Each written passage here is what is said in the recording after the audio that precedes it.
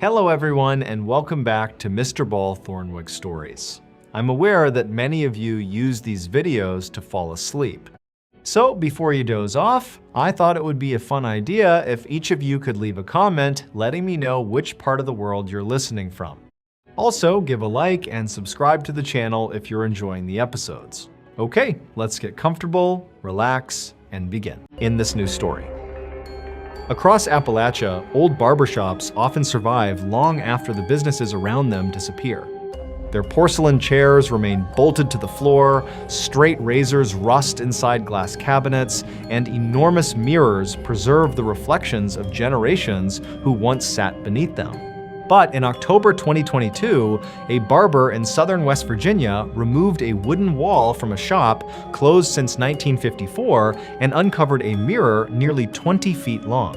The room behind him was empty, yet the reflection showed 13 men waiting silently for haircuts. One of them was his father, missing since 1998, and the final empty chair carried his daughter's name. Caleb Mercer operated a small barbershop in the town of Laurel Fork, where his family had cut hair for nearly a century. His grandfather Amos opened the original shop beside the courthouse in 1928, then closed it without explanation after a group of workers vanished during a labor dispute. Caleb's father, Thomas, reopened the rear half of the building in 1998 while preparing it for sale. He disappeared during the first night of renovation, leaving behind his keys, an electric clipper still running, and a note instructing Caleb never to uncover the long wall behind the barber chairs. Caleb was 17 when the police sealed the property and declared Thomas missing. 24 years later, water damage forced the county to condemn the building unless Caleb repaired it. He entered with Sheriff Miriam Cole and removed several warped boards from the rear wall. Behind them stood a row of 6 silvered mirrors joined inside a heavy oak frame.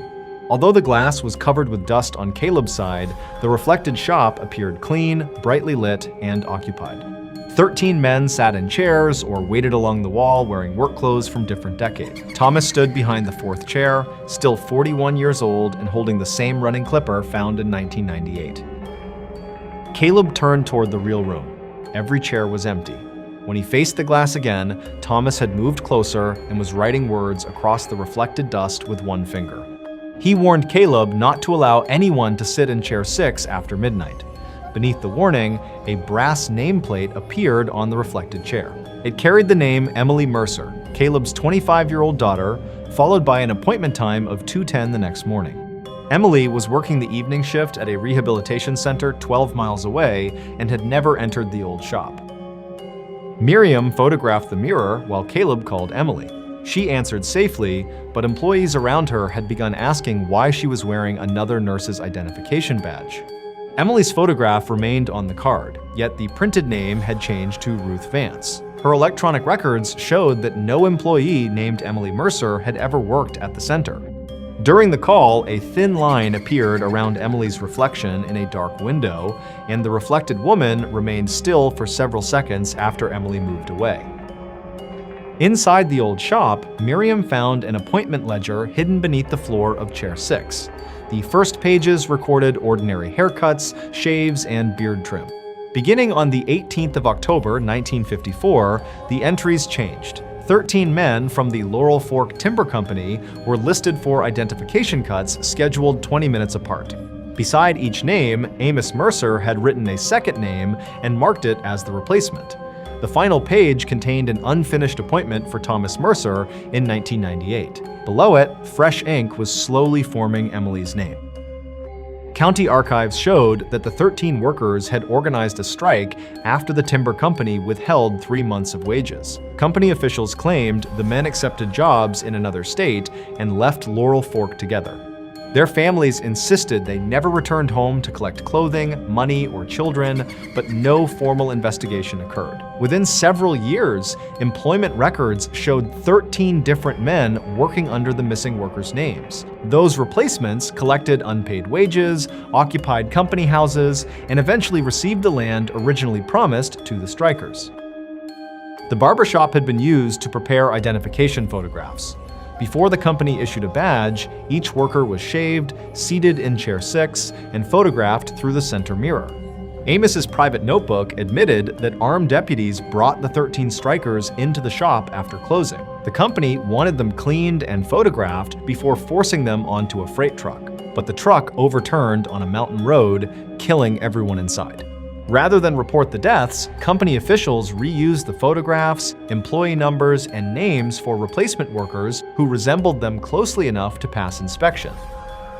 Amos helped alter the photographs by scraping faces from the glass negatives and combining features from different men. He noticed afterward that the original faces remained visible inside the barbershop mirror even when no one stood before it.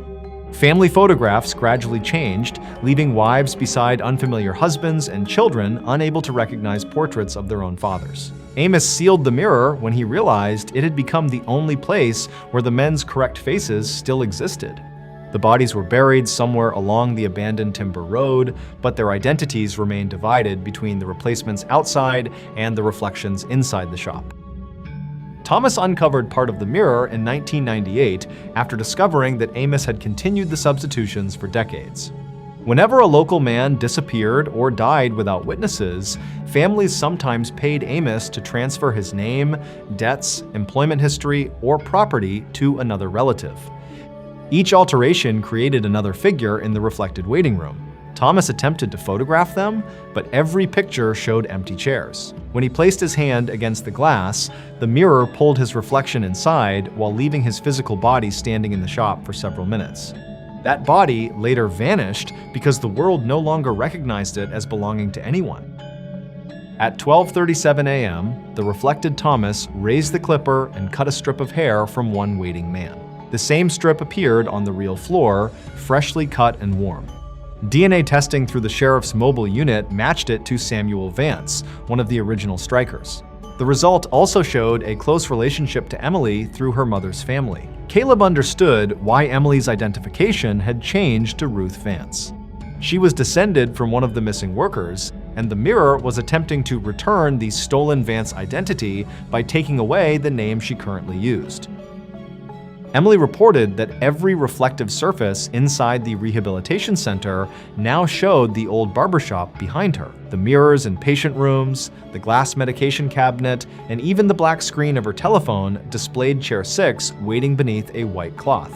At 1:14, her physical reflection stepped out of a restroom mirror and walked away wearing a 1950s nurse's uniform.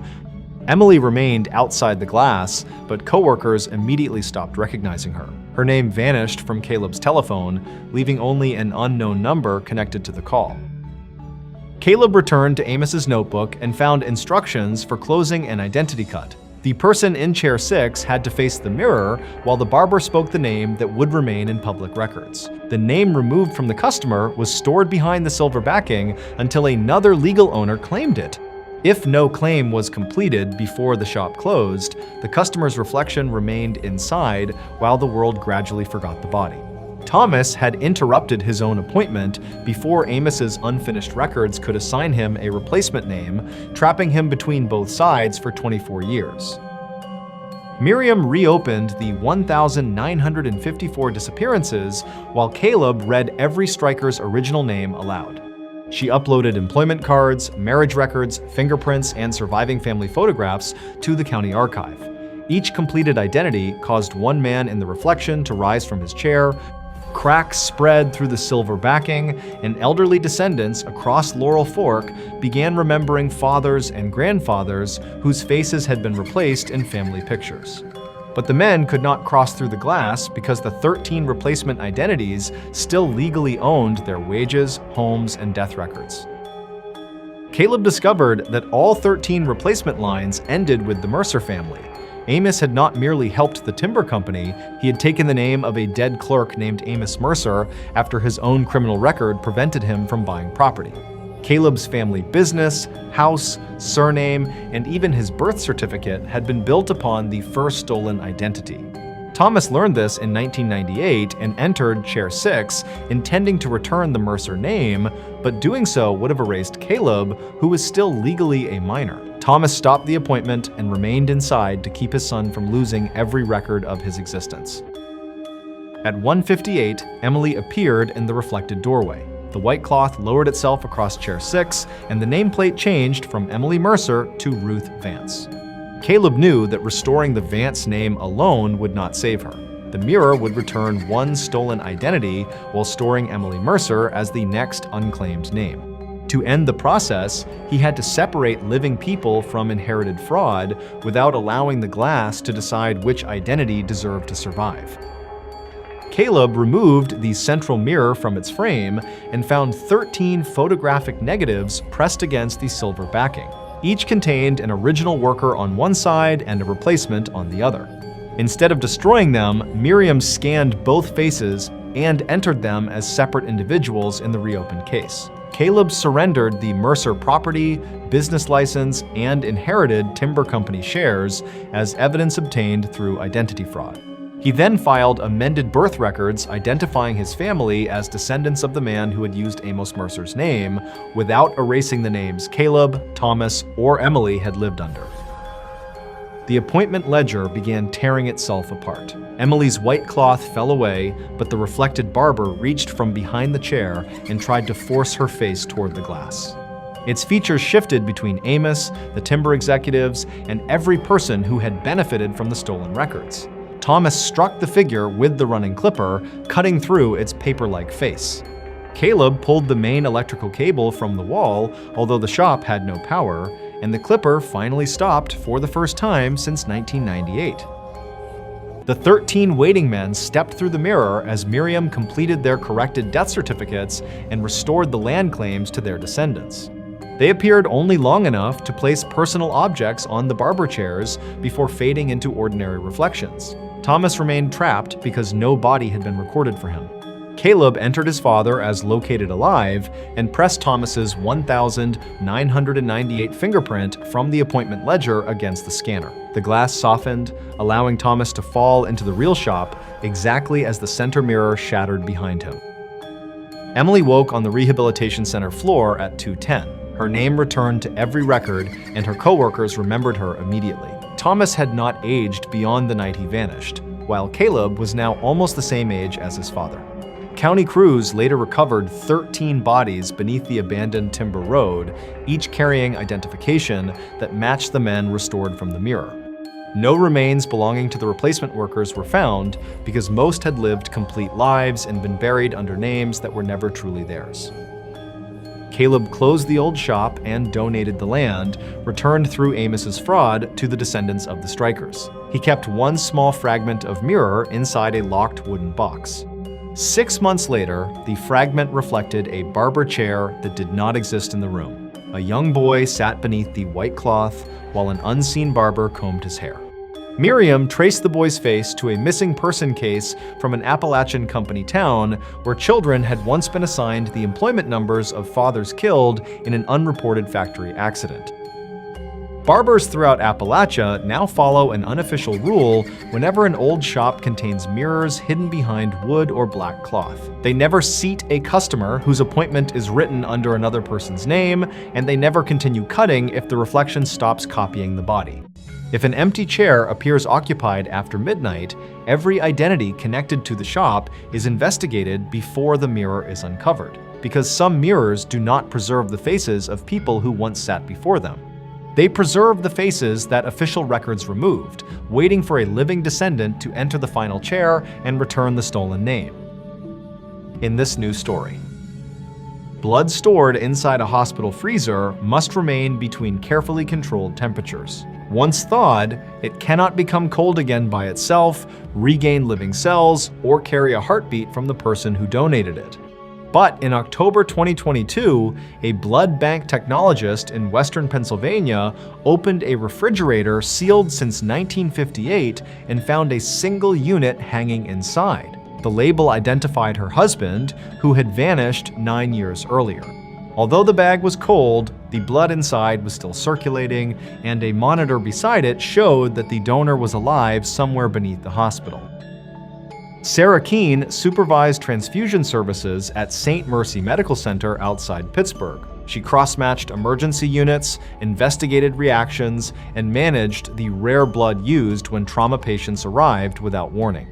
Her husband, Daniel, had worked as a paramedic until he disappeared inside St. Mercy's abandoned northern wing in 2013.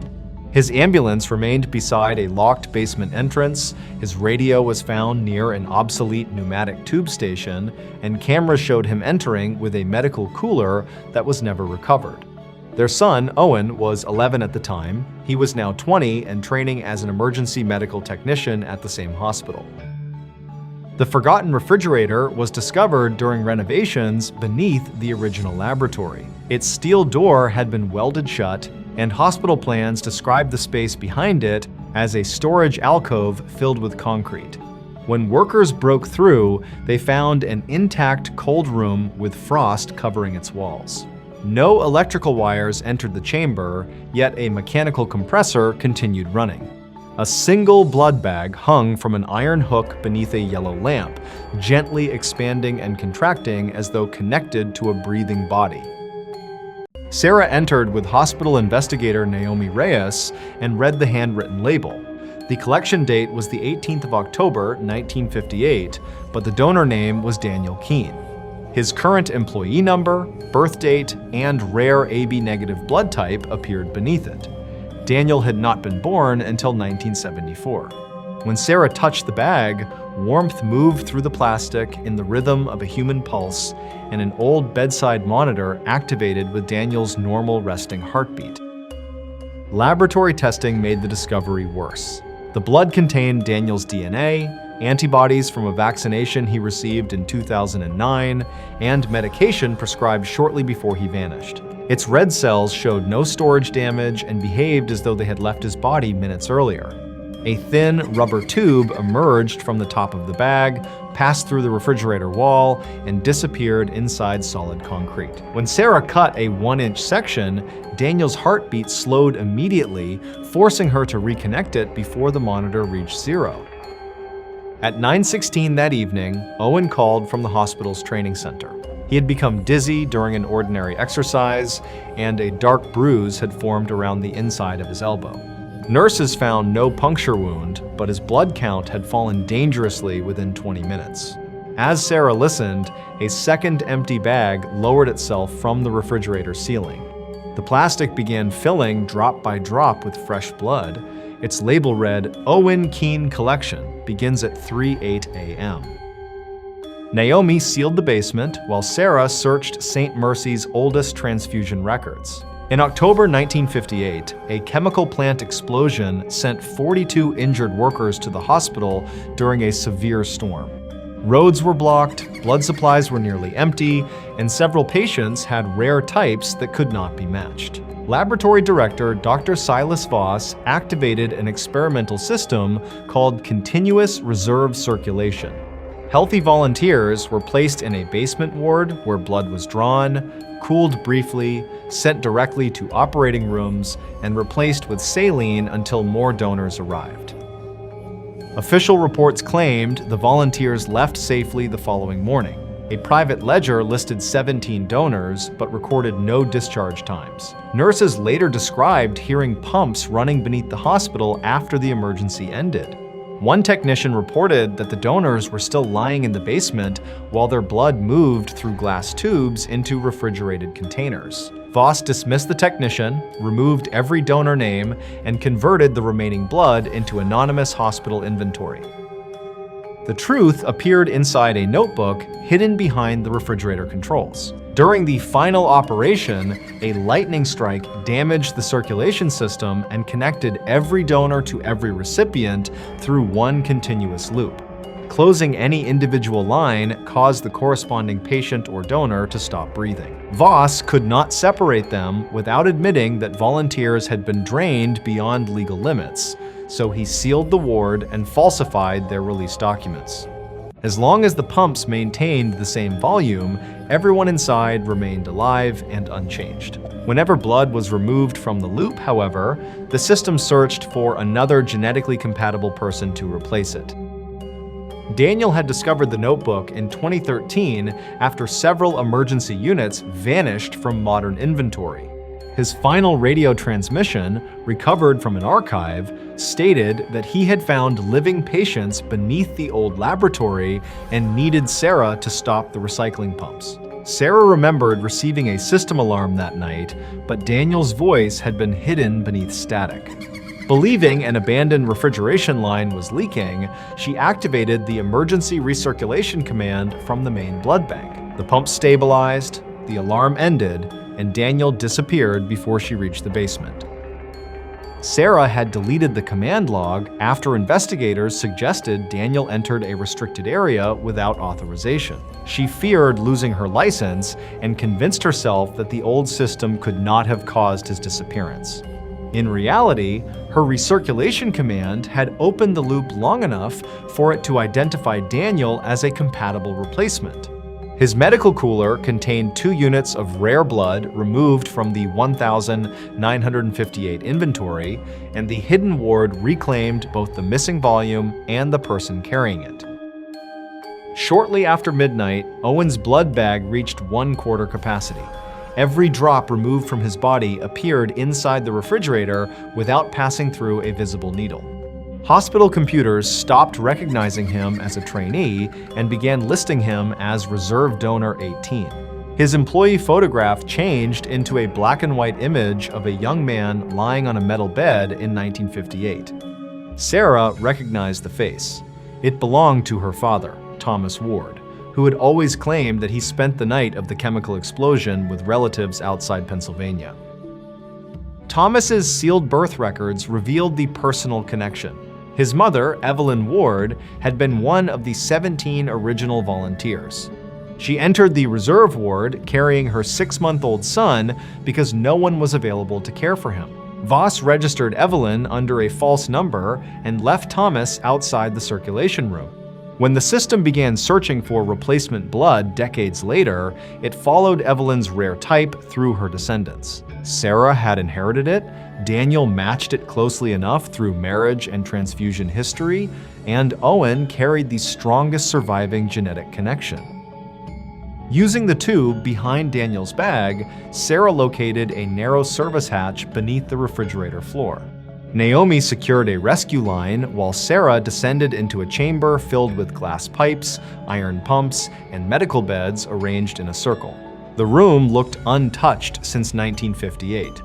17 donors and 12 surviving patients lay beneath white sheets, their eyes open and their bodies unchanged. Blood moved from one bed to another through transparent lines before passing into containers suspended above them. Daniel stood beside the main pump wearing his 2013 paramedic uniform. To him, only 17 days had passed. He had remained conscious by manually correcting the pressure whenever an old tube cracked or one trapped person's heartbeat weakened. Daniel explained that the system no longer distinguished donors from recipients. It measured only total blood volume and the original compatibility chart. Every modern unit removed from St. Mercy's unexplained reserve had reduced that volume, causing the ward to collect another compatible person from outside. Dr. Voss remained alive at the center of the room, seated behind a metal control desk. He had connected himself to the loop after realizing exposure of the experiment would send him to prison. For 64 years, he had protected his own circulation by allowing the pumps to take replacements from families descended from the original donors. Daniel had prevented him from collecting Owen earlier, but the appearance of the sealed refrigerator gave Voss a direct route into the modern blood bank. Once Owen's bag became full, Daniel would be released and their son would take his bed. Sarah examined the system and realized the volume shortage had been intentionally exaggerated. Voss had been draining a small amount from every circulation cycle into a separate iron tank beneath his chair. The tank contained thousands of units collected over decades, far more than the loop required. He was not preserving the patients because separation was impossible. He was keeping them trapped so their blood could maintain his body while he remained young. The supposedly missing volume was stored only feet away. Naomi reopened the 1,958 emergency files, while Sarah photographed each donor, patient, and handwritten connection chart. She entered their real names into the modern transfusion system and changed the anonymous reserve units into identified blood connected to living people. With every correction, one patient monitor switched from inventory to person present. Voss attempted to release Owen's collection valve, but Daniel locked the main wheel while Sarah connected the hidden iron tank to the return line. The stored blood began moving back into the loop. Owen's bag stopped filling at 251, and his blood count stabilized upstairs. Pressure rose through the old pipes as 6 decades of stolen volume returned at once. Sarah followed Daniel's instructions, clamping each donor line only after the corresponding patient's heartbeat continued independently. One by one, the people on the beds took their first unassisted breaths since 1958. Voss opened an emergency drain beneath his chair, attempting to empty the system before Sarah could disconnect him. Blood spread across the floor, but flowed upward before touching the tiles, returning through the glass tubes toward the people from whom it had been taken.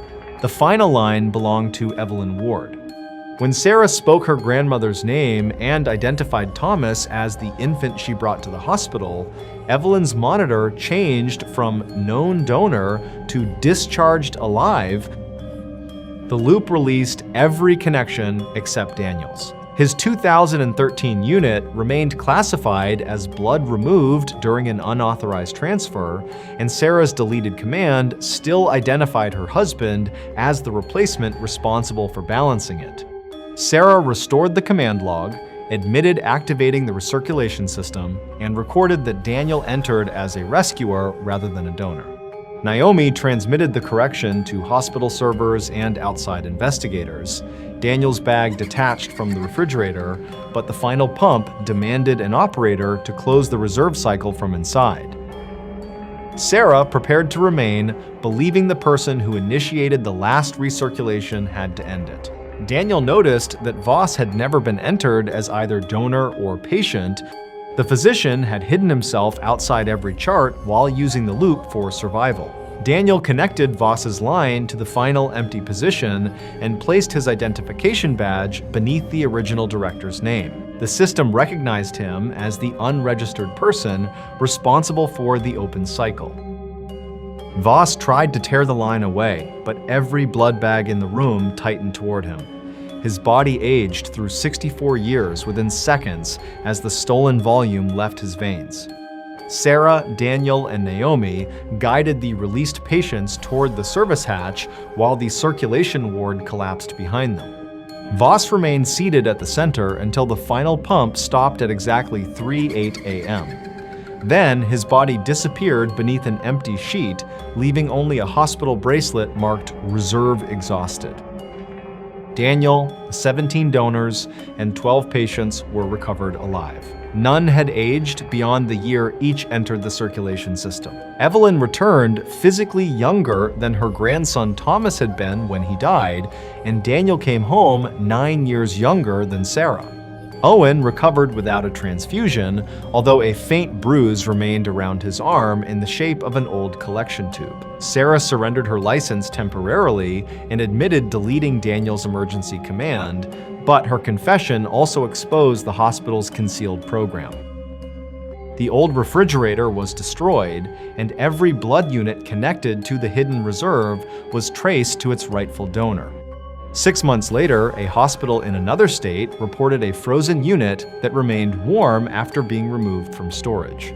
Its collection date was 1966, while the donor was a nurse currently working upstairs. A second bag was already filling beside it with blood belonging to her newborn grandson.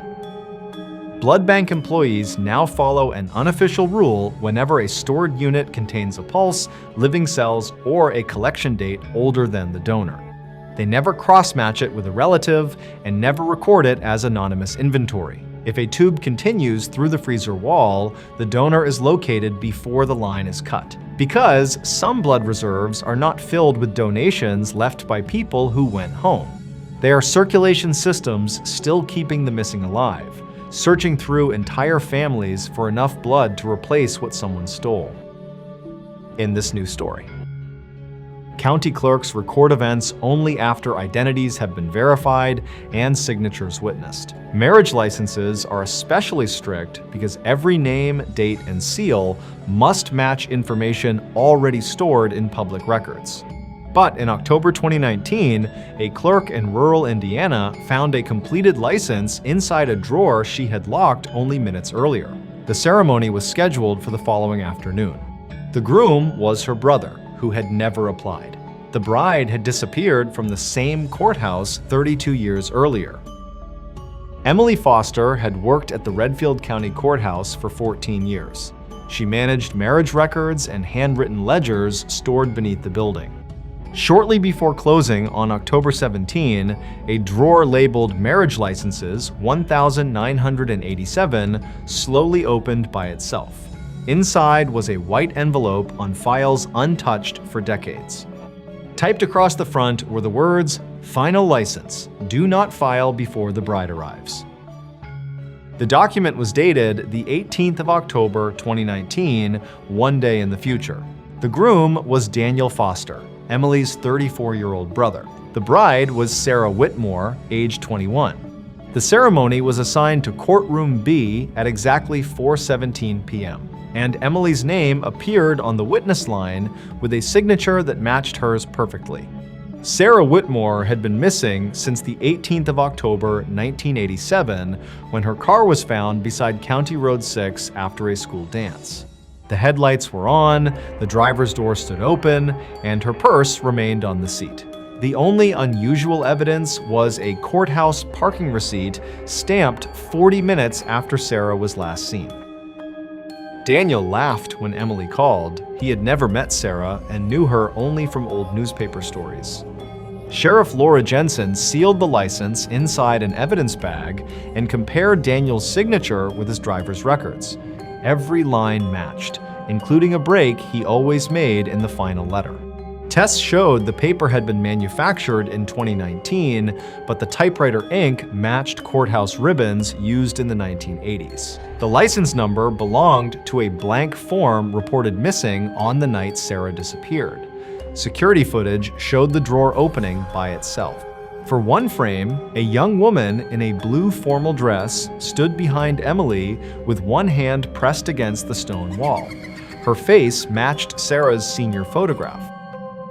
Emily searched the 1987 marriage register and found one page missing from the date Sarah vanished.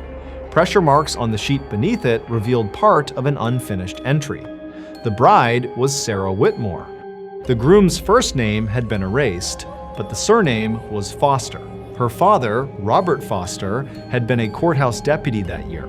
In a box of his belongings, she discovered an old courthouse key, a photograph of Robert standing beside Sarah, and a handwritten warning addressed to whichever Foster found the missing license. Robert explained that Sarah entered the courthouse shortly after midnight, terrified that someone had followed her from the dance. He hid her inside Courtroom B while he called for another deputy. Before help arrived, a tall man in an old black suit entered through a door locked from the inside. He carried a marriage license already signed with Sarah's name and claimed the county had promised him a bride before sunrise. Robert tore the form in half and burned both pieces, but minutes later, the same license appeared inside the register without a mark. At 4:17, every light failed. Robert heard wedding music, dozens of footsteps, and Sarah calling his name from behind the courtroom wall. When the lights returned, she was gone. Robert removed the page and believed he had stopped the ceremony, but his warning said he had only delayed it. The form would return after his death and choose another Foster. At 11:17 that night, the courthouse telephone rang, even though its outside lines had been disconnected. Emily heard music from a high school gym beneath heavy static. A frightened woman identified herself as Sarah and asked whether Deputy Foster was still alive. When Emily said Robert had died, Sarah warned that the groom had chosen Daniel instead. The man did not want an ordinary wife. He needed a living surname connected to county records so marriage could give him an identity, a family history, and a legal doorway out of the courthouse. Before the call ended, she told Emily not to trust anyone who arrived wearing her face. The following morning, a young woman entered the courthouse wearing the same blue dress shown in Sarah's photographs. Rainwater dripped from her hair, although the weather outside was clear. Her purse contained a 1,987 driver's license, a dance ticket, and the key Robert had kept until his death. Fingerprints and dental records confirmed she was Sarah Whitmore. She had not aged by a single day. To her, only hours had passed since Robert hid her. She remembered hearing wedding music, opening what she believed was a side door, and stepping directly into the modern lobby. Emily did not know whether Sarah had escaped or been sent back. The warning from the telephone still troubled her. Sarah knew details never released, but she had no reflection in the interview room mirror. By noon, county records began changing. Sarah was no longer listed as missing. The database claimed she had married Robert in 1987 and died the following day. Emily's birth certificate now named Sarah as her mother, and family photographs showed the young woman holding infant Emily, even though Emily clearly remembered another mother raising her. Sheriff Jensen placed deputies around Daniel's house and sealed courtroom B with chains. At 3:40 p.m., Daniel vanished from his locked bedroom. Security footage showed the wallpaper darkening until the room resembled the old courthouse. A man in a black suit appeared beside the bed and offered Daniel his hand. Daniel followed him through the closed door, but cameras never showed them leaving. At the same moment, every clock in the courthouse stopped at 4:16, and the chains fell from courtroom B as though they had never been attached. Inside, rows of silent guests filled the seats wearing clothing from different decades. Emily recognized judges, clerks, deputies, and residents tied to old disappearances. Daniel stood beside the man in black near the witness table. Between them waited a second, Sarah wearing a white wedding dress, while the real Sarah remained locked upstairs under guard. A gold ring began forming beneath the skin of the real Sarah's finger, and words appeared across the future license, even though it was still sealed inside the evidence safe. The groom's face changed whenever the lights flickered. He resembled Robert, Daniel, courthouse employees, and men whose names had been erased from old census records. Emily understood that he had no true identity. The courthouse had erased his name so completely that he existed only inside documents. Marriage to a foster would allow him to inherit a legal history and leave the building as someone the world was required to recognize. Destroying the license would not work because Robert had already tried. Emily needed to give him a record that ended a life instead of beginning one. She opened the county register to a section reserved for unidentified deaths and wrote that an unknown male had died inside courtroom B on the 18th of October, 1987. The man stopped smiling. Every guest stood as black ink leaked from the walls and flowed toward the open book. Emily pressed the county seal onto the death entry and signed as witness. The windows shattered inward, the guests collapsed into empty clothing, and the duplicate bride dissolved into rainwater. Daniel fell unconscious while the groom was pulled backward through the pages of the register. Before disappearing, he touched Emily's wrist. At 4:17, the courtroom returned to normal. Daniel remembered nothing. The real Sarah vanished from the locked interview room, leaving only her blue dress, Robert's key, and a wet handprint on the door. The marriage license became blank, and county records returned to their original form. Sarah was once again listed as missing since 1987, but every record of Emily Foster had disappeared. Her employee card carried no name, her house had no registered owner, and photographs contained empty spaces where she had stood. Co-workers recognized her face, but could not remember who she was. Before leaving Redfield, Emily hid a warning inside the old register. Sheriff Jensen found it months later, although the signature could not be read. It explained that the man had been recorded as dead, but had never been given a true name. Without a name, the death entry would eventually fail, and the courthouse would begin searching for another living family. 3 years later, a clerk in another Indiana county found a white envelope inside a locked archive drawer. The license was dated the following day. The groom had never applied.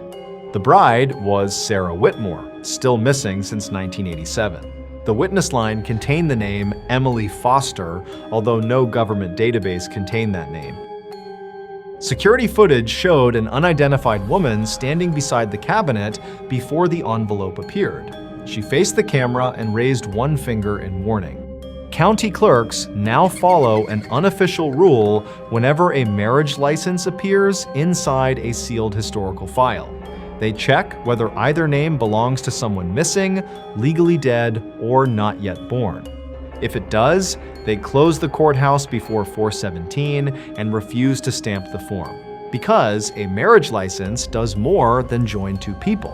In the wrong courthouse, it can give something forgotten, a family, a history, and a legal doorway back into the world.